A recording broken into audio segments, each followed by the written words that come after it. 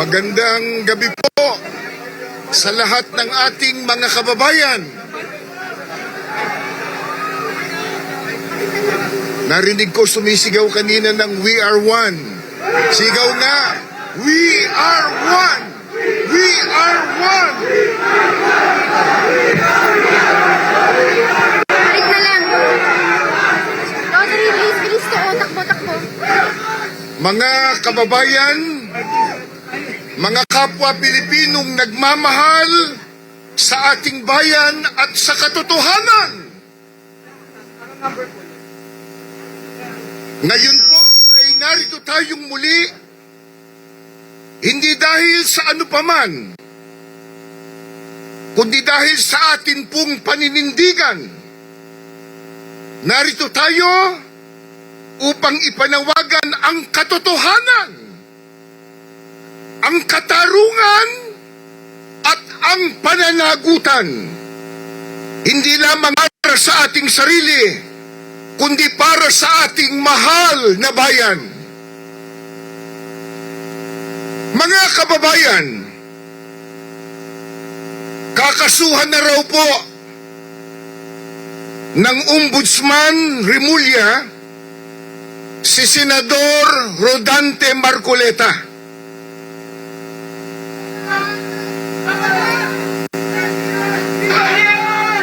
Ikakaso daw po ay indirect bribery, plunder, mga kasong mabibigat, mga kasong magkukulong sa isang inosenteng tao.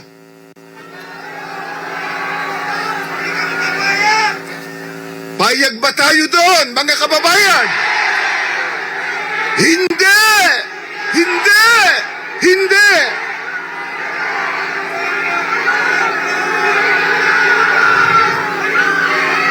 Meron pong napakalaking tanong.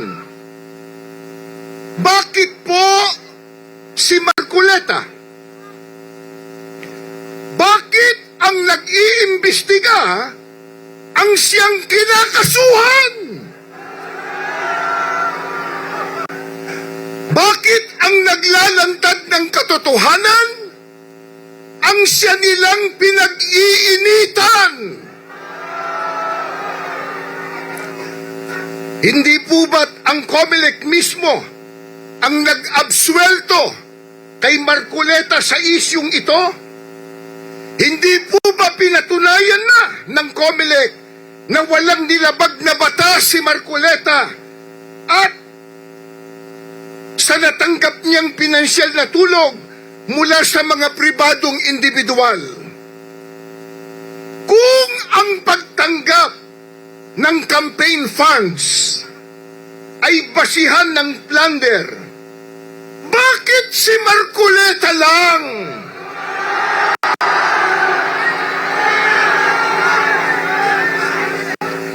At bakit hindi si former Speaker Martin Romualdez?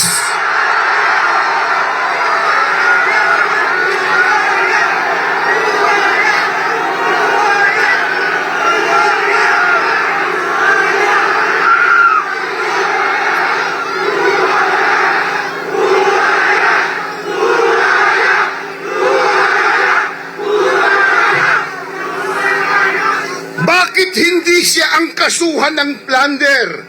Yayamang tila umamin na siya nang siya ay lumabas sa isang video at nagdawit pa sa ehekutibo sa naganap na napaka-anomalyang flood control projects.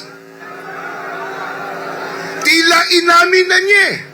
Nagdamay pa nga siya sa executive department.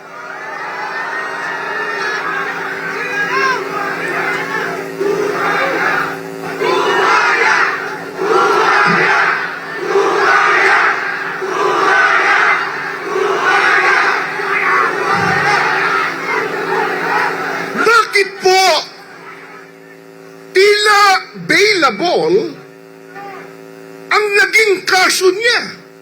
Samantalang si Marcoleta plunder agad.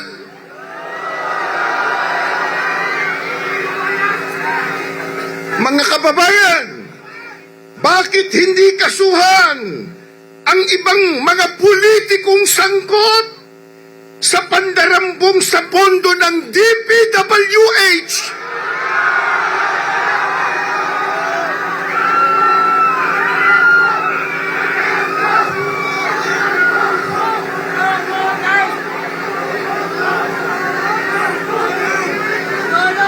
Ang dinambong nilang pondo ng DPWH ginamit sa kampanya ng ilang senador ngayon na nasa mayurya. Alam na alam nila kung sino sila, kaya takot na sila po ay maimbestigahan.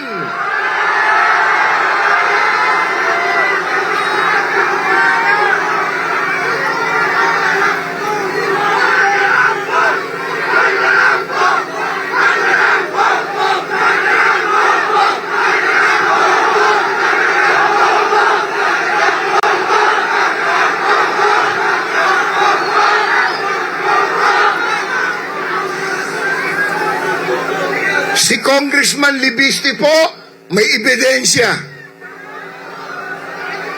May sworn statement si Bersamin.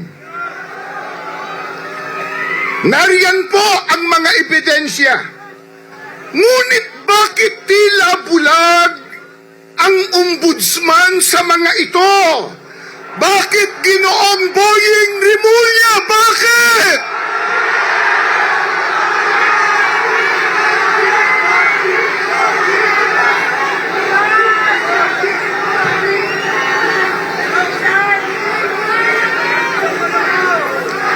Kaya mga kaibigan at mga kababayan, simple lang ang ating tanong. Bakit si Marcoleta? Alam niyo kung bakit? Sapagkat sila'y natatakot kay Marcoleta.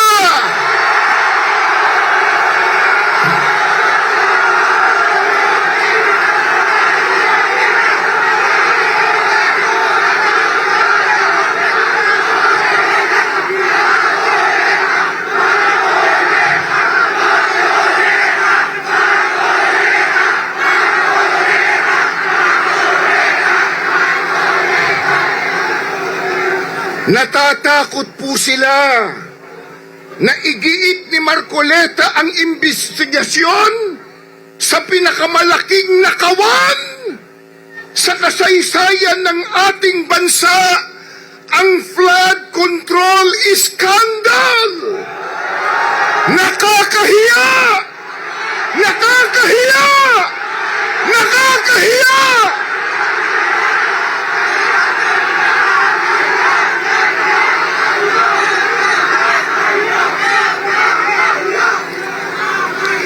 Ayaw po nilang lumabas ang katotohanan.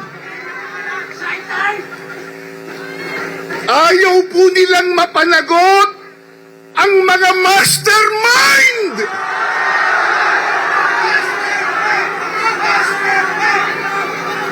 Kaya gagamitin po nila ang kapangyarihan ng ombudsman.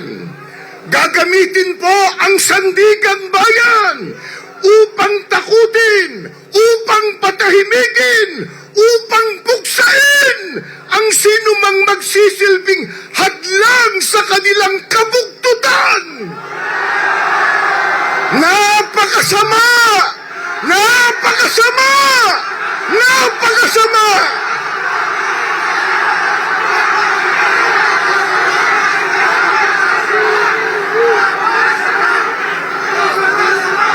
Mga kaibigan at mga mahal na kababayan, tandaan po natin, ang selective justice ay hindi po katarungan.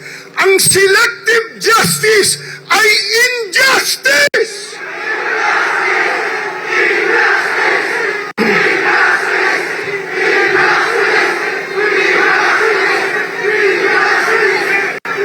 Ito po ay isang kasangkapan sa pananakot upang pagtakpan pa nila ang katotohanan. Papayag ba tayo?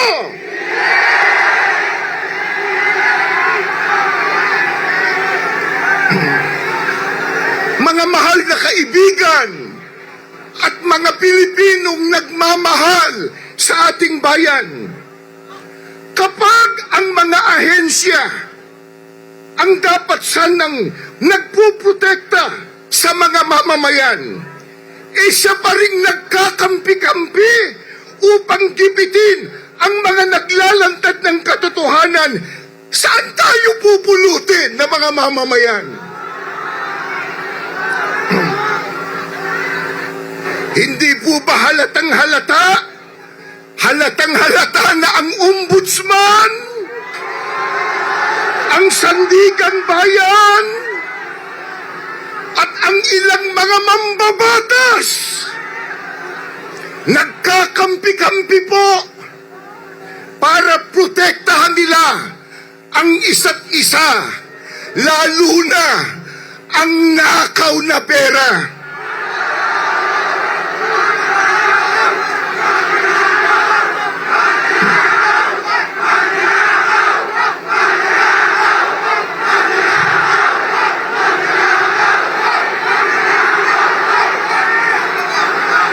Hindi lamang po nagkakampi-kampi para protektahan ang isa't isa upang hindi po matukoy ang utak ng korupsyon. Mastermind!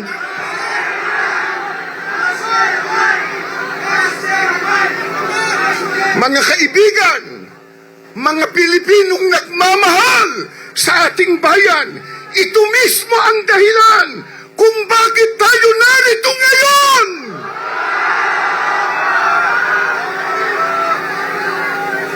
Hindi tayo papayag na ang katotohanan ay ilibing ng kasinungalingan.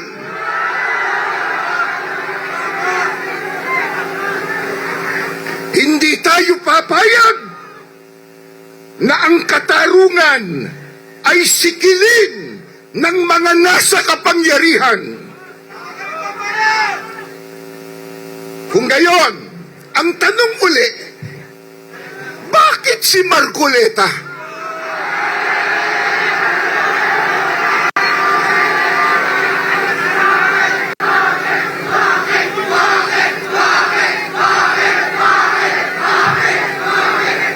May karugtong yun eh. Bakit si Marcoleta? Sila ang mandarambong!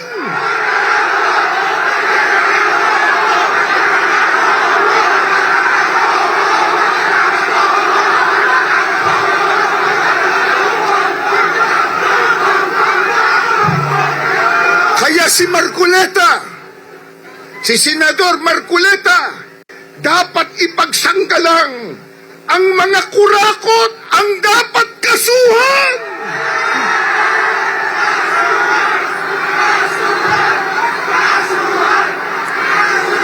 Ang mandarambong ang dapat ikulong.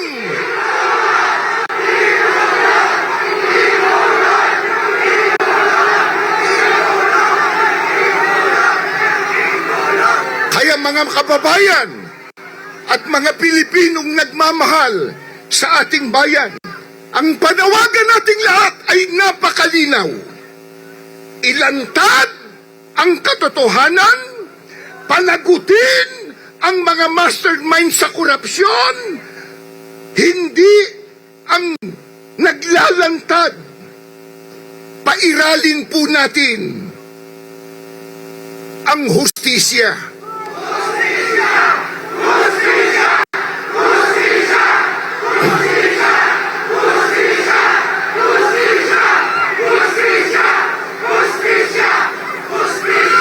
Hustisya at hindi po ang selective justice. Mga kaibigan, mga mahal po naming mga kababayan, tandaan po natin, kung ang inosenteng tao ikinukulong nila upang matakpan ang ang kasalanan ng iba, ang buong sambayanan ang magiging biktima. Kaya, ulitin natin, kaya tayo tumitindig po ngayon. Kaya tayo ay nagkakaisa. Hindi natin hahayaang mamatay ang katotohanan. Sa pamamagitan po ng pananakot nila at ng kanilang pandaraya. Mga kaibigan, mga mahal po naming kababayang nagmamahal sa ating bansa, hanggat may mga Pilipino na handang manindigan sa katotohanan, may pag-asa ang ating bayan. Magandang gabi po sa inyong lahat. Mabuhay ang Pilipinas!